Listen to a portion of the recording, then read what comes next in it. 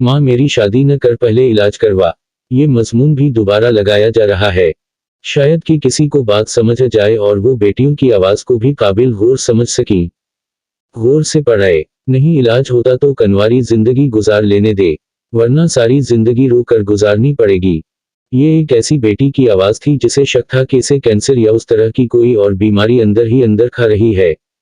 बेज़ाहिर सेहतमंद नजर आने वाली परेशान बेटी की दहाई किसी ने न सुनी, वहम कहकर टाल दिया। किसी ने इश्क का ताना दिया, किसी ने बहाने करने वाली कहा। ताइज और पानी दुम करके पलाया और छड़का जाता रहा। उसने बताया भी कि हड्डियों में दर्द होता है, हल्के से टेस्ट करा के इसे कहा गया बहाने न कर, तुझे कुछ नहीं, शादी के बाद ठीक हो जाएगी।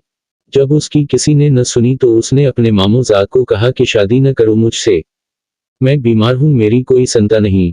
उस बात पर भी इसे मार खानी पड़ी। फिर वो ये कहकर खामोश होगा, अब नहीं बोलूंगी। मामू और उसके बेटे ने भी न सुनी, उन्हें काम करने वाली की जरूरत थी शायद। शादी का दिन आया तो वो आम बेटियों की तरह कि वो हमेशा के लिए माँ बाप की दहलीज छोड़कर जाने पर रोती हैं, लेकिन ये उस लिए रोए कि मेरी किसी ने सुनी ही नहीं, मुझ पर यकीन नहीं किया। उसने कोशिश की कि औलाद को जन्म न दूं, मैं रो रही हूं, औलाद न रोए। लेकिन कोशिश के बावजूद तीसरे साल बेटा हुआ, जो हड्डियों का ढांचा था। फिर सबको यकीन हो गया कि कुछ तो है। ये लड़की सच कहती थी, लेकिन बहुत देर हो चुकी थी। फिर टेस्ट हुए तो इसे हड्डियों का कैंसर निकला। उसकी एक बहन कहती हैं, बेटा तो 2 साल के बाद फौत हो गया, लेकिन वो लड़की ऐसे चाकू के आंसू जैसे खुश्क हो गए हूं। अब सबके रोने की बारी थी। दोनों खानदानों का हर फर्द रोता था, लेकिन वो खामोशी का पहाड़ बनकर फजाओं में तकती रहती थी। 3 साल तकरीबन इलाज की कोशिश की जाती रही। उसने एक बार माँ से कहा, माँ अब मैंने नहीं रहना, बस मुझे दर्द की दवा देते रहो। उसके मामू की वफात हो तो वो चारपाई पर पड़ी अपनी बारी के इंतजार में खामोश पड़ी अपनी बारी की मंतजर थी। रिश्तेदार जाते वक्त उसके कमरे में एक साथ मिलने आए, तो सालों बाद उसकी आंखों से 2 कतरे निकलते देखकर सब हैरान हुए। बस उसने सबको मुखातब करके कहा, सबको पता है मैं मेहमान हूँ, बस 2 बातें कहनी हैं। एक तो बेटियों की बात पर यकीन करना सीखो, दूसरा मुझे दोनों खानदानों के किसी भी शख्स के करीब मत दफन करना। किसी ने कुछ कहने की कोशिश की तो इशारे से चुप रहने के लिए कहा।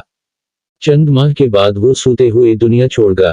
जुमेरात 15 फरवरी को जब उसकी बहन ने अपने बेटे के जल जाने पर राबता किया तो बात खानदानी हिस्ट्री की कौन कौन सी बीमारियां हैं तो जगर का कैंसर निकला। ददियाल और निनियाल में कई अमवात इसी बीमारी से हुई।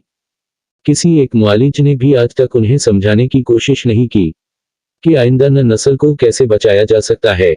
पूछा कि अलग दफन करने वाली बात मानी गई इसकी कि नहीं।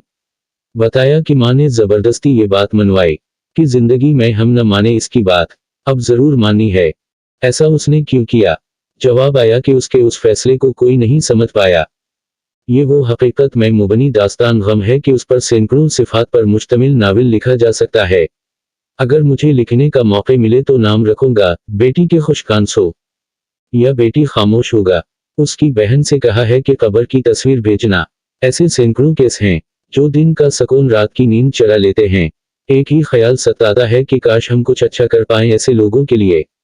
उस मजमून का मकसद भी यही है कि शादी से पहले सारी बातों पर गौर करने की आदत बना लेनी चाहिए।